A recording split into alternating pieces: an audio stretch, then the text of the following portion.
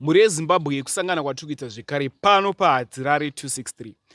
Muchindoona kudai so ndakakomberedzwa nevanhu vachiona vari kutrenda mumastreets esocial media. Zvaizvezvi ndo timu riri kutrenda zvaizvezvi. Pasaidi pangu ndina Captain Britain. Unonzani? Primrose. Primrose. Primrose vachataura ngaruva ringaite loud. Anzitaurisa na Captain. Ndonzi Primrose. Alright, kunzoko. Precious Tando Wenkos. Wow. So amana mastreets mune nyaya dziri kupisa dzakasiyana siyana. Tiri kungoona Silent Killer abuditsa song yake achituka Captain Britain. But pane nyaya tichaita deep nayo. Captain, muri kuti chini nyaya song ya Silent Killer yabuda? I'm coming back soon. Sure. Matowagadzirira mbomo. Vachangoona nyeredzi dzangocheka nyika. Alright. Mastreets esocial media takabva kureceive interview ya DJ Sparks na Captain Britain. Interview apa pane mashoko akataurika akawanda. Takanzwa muchiti mune baby riripo. Nini baby? Nini? Handite zvima baby. Amusema kujola. Mababy ndo anonditsvaga. Icho chokwadi izvozvo ndozvibvumira. Ende pane mabhebi anga achipisa paTikTok. Nhasi tinawo panapa. Muri kumaziya? Handowaziva. Ende pane vasikana vakawanda vanotondinetsa ini vachiti Hadzirare tipo link rekutisangane na Captain Britain. Muda kuti chii kune mabhebi iwayo? Anoti tipo link. Asaona maaccounts. Vafana kuya vega utiya. Vafana uya vega. But muyedzo muri kuukunda ere? Susu tagara tichikunda. Nokuti vakadzi vachona wawanda vari kukudai. Alright. Vawanda. Kuzika kunozongoita anozvimba neanozowina. Anotora chimuti chacho. Alright. Precious. Dotanga newe. Precious, takaona video rako uchitaura kuti unoda Captain Britain.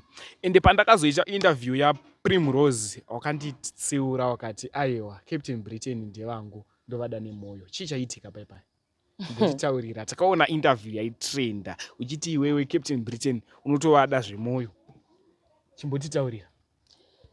Inini pandakatanga kuteerera masonga Captain Britain handiti. Ndiri munhu akangoafarira. Ndofunga kana makateera macomment section vanhu vobva vaitokomenda zvinhu zviri bad. But ndaitokomenda zvinhu zviri right. Zvoti ndaitotukwa nemunhu wese handiti. So zvaita vanhu izvi ndo zvakakonzera kuti ndizode Captain Britain nemoyo zvekutodaro. Alright. Ungosina boyfriend? Handisina boyfriend. Ende Captain Britain unovada? Ndowada zvekutodaro. Alright. Ansai Captain Britain ansanda kuda kukwanisa kuipiwa izvezvi. Captain Britain. Ndofunga manzwa kuti mwana ati anokudai. Ati. Ndozviziva. Unoziziva? Alright. Ndine rimwe baby randinaro, ndine rimwe bizafuti randinaro panapa. Primrose. Chii chakaita kuti iwewe uzobuda mumastreets esocial media uchitaura kuti unoda Captain Britain? The difference is just the same, but kungoti muji watinayo ika ani vibe rake ika guys. I just like the vibe. Like makambonzo maimbira anoita masongs ake. That way guys, inotondinzwisa mafindi fuwa. So iwewe wangosina boyfriend? No, ndandisina. Captain Britain ndo wakamirira. Right. Amana ndofunga mukuzvinzwira zvatiri kunzwa panapa zvekuti anzi Captain Britain vanondiitisa mafindifuva. Zvatauraona Primrose. Captain Mafindifuva chii? I mean magoosebumps. Manzwisisa. Machi? Anzi machi? Magoosebumps. Shona dzenyu nzini. Anzi shona dzenyu. So ini pane mubvunzo wanoda kubvunza na Captain Britain. Sati tapiwa hanze kuti Captain Britain vachadonha nani pamabhebi aya atinawo tu aya. Captain Britain makambopinda murelationship? Nini? Pinda murelationship? Of course, ini ndakapinda. Amina vanhu vasinombopinda. Makapinda kangani? Susu takapinda ka1 vataona kuti uyu haana dhiri. Magama kutopisa. Nini? Mazuva acho pamakapinda. Yes. Mabibi anonditsvaga ega. Yeah. So Captain Britain, mabhebi aya manzwa zvaataura. Mazvinzwa? Yeah. Yo, iwewe Precious yo. Yeah. Precious.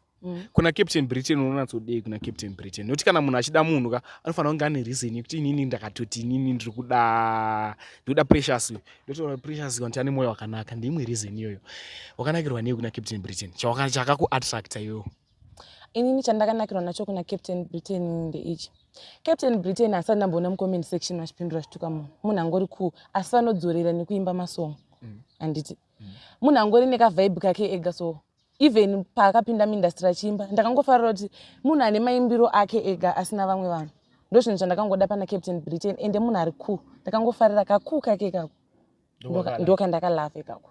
Precious chimbotipira utoni ini sezvandambotaura ndati Captain Britain vane vibe and so inini ndakafarira vibe iroro ravanaro plus nyekuti he do his own things vanozviitira zvinhu zvavo vega. He is not a violent person and handisati afarire crowd like kuti kuda kuita zvevanhu vakawanda anoda kuzviitira zvinhu zvake ega so inini I just like the isolation thing. Alright. Captain Britain manje munozochikwanisa chirungu chikubuda ichi kana makujola isusu chirungu ndo chedu.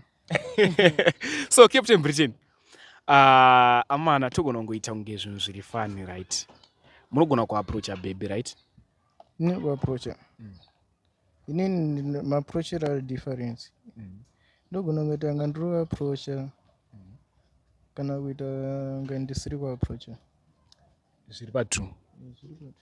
Alright. Ndakuda kutobvunza kuti Captain Britain vada upi but ndisati ndada munhu ka pane zvandobvunza inini mubvunzo wangu uri pakuti ka uyo akandidira chii upi Precious anza wakandidira chii Yeah, inini chandakadira Captain Britain ndechekuti munhu asina noise nevanhu zvezvekuti munhu anotukwa zvisingaiti pasocial media so munhu angori silent uye anodzorera nekuimba masongs handiti anoreva chinhu noti zvezvekutukana nevanhu ende ndakangofarira kaukuu kake kako ndokana ofuchi ndakangoda zvaari alright ndakangoda zvaari ndo zvandakafarira ini ndo zvandakada ari handsome yeah he's handsome kwandiri ari handsome ndisingazioni vamwe but kwandiri ari handsome zvangu. Alright. Captain mune mumwe mubvunzo kuna Precious mina ndibvunza kusaido sabate shayo anusabate shaya ari kuona atorirwa ka mirazve iyo shayo hatisi vakutorerana awina kana bhora richitambwa panofanira kutoita timu inotyiwa ndozvazviri ingori pa2 ko unondidira mari here kana kuti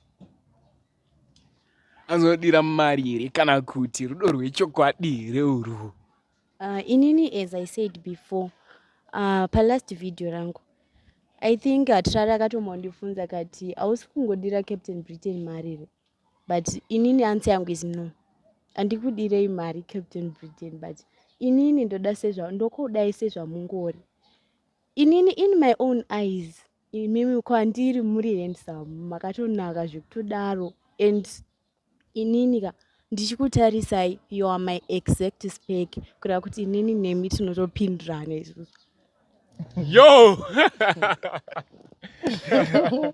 so inini ndei ndapererwa but Captain muda kuti chine vanhu vapindura zvavapindura right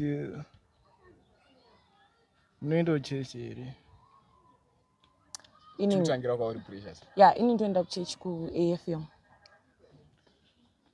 semi apostolic faith mission AFM vese maAFM chakafanana here vese vana vata AFM bvunza vese kuzoti kana pane anenge apinda murelationship neni hapana unozondinetse yes for me yangu handinetse kana ndada munhu ndada kana neniwo kunetsa handinetsi ndinonetsei handina chandinonetsai Yo, pari kupisa. Alright. Tomboti let's say zvinhu zvaoma. Unogona kundidere nekuti zvinhu zvaoma. Tanga Precious upinde. Ya, inini chero even zvinhu zviome zvirwadzika. Inini handidire munhu mari ochi ndinodira munhu rudo. Zvokuti mari chichinangwa ndabasa nazvo. Ndongoda munhu nezvaari even kumusha hatinonori magadheni. Inini hangu ndinoti even tikaita financial breakdown, I will stand with you and I will promise you kuti ndicharamba ndakamira nemi till infinite.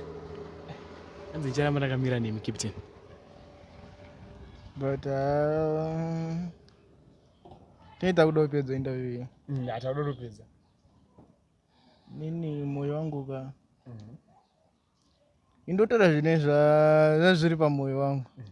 Nezvada mwoyo wangu. Handitauri zvinhu zvisingadi mwoyo wangu. Nini mulife mangu ka. Ndonyanyofara mayellow bone. Pedzisai. Ndatopedza so. Andofara mayellow bone. So indarasika. Maiwi. Mukuzama kuti chii Captain. Mataura nemadimikira apa. Nokuti makati mayellow bone. Kuna mayellow bone ari kutiona interview inoi.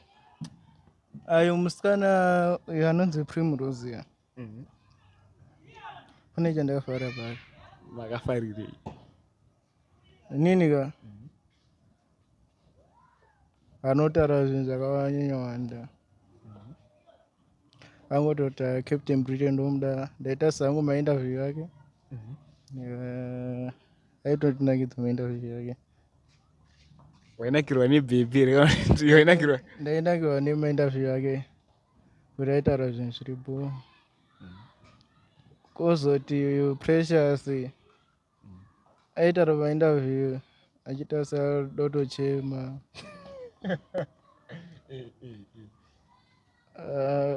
Munhu anotaura sangadotochema ka. Hazvizobudi. Saka imimi zvikuru vani masarudza Precious. Anzati Primrose. Primrose ndiyo ndambosarudza for now. Hamuzorwadziseri mwana wevanhu. As long as iye achindida ka. Ini ndichimuda ka. Kana ndatotaura chokwadi ndizvo zvandatotaura. Ndine mubvunzo wekupedzisira kwamuri Captain. Murida kuroora here musikana uyu kana kuti ndezvekungojola paineti nechii? Kuroora. Let's say ni kuroora. Ini ndikanda ndatotaura ndiye anenge ndichida. Rekuroora ramba ubuda ka. Ndatopedza. Alright. So Primrose kufila sei? Inini ndafara because kubva kwese kwandaita kundichibva kumba kwedu ka ndachingofila like ndichadisappointwa ndapo mberi kwevanhu but aiwa vandiprova wrong. Chibaba chemangoma ichi chandiprova wrong. Saka inini aiwa ini ndafara guys. Chivaudza mashoko ari sweet. Ndokudai Captain Britain. Captain. Mberi bani.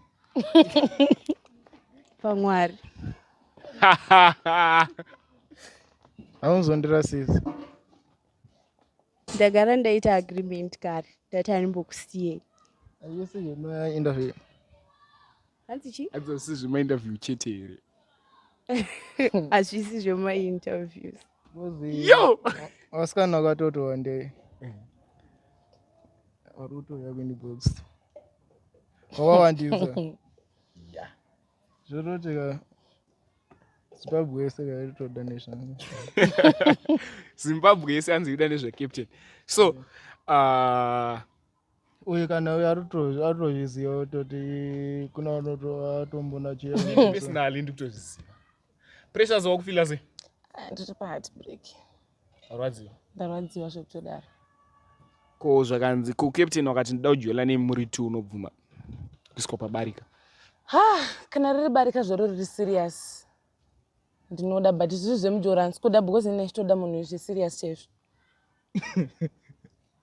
Ainini ka dzinza rekweduka hariti zvevarika Unotoda munhu 1. itoda munhu wani chete.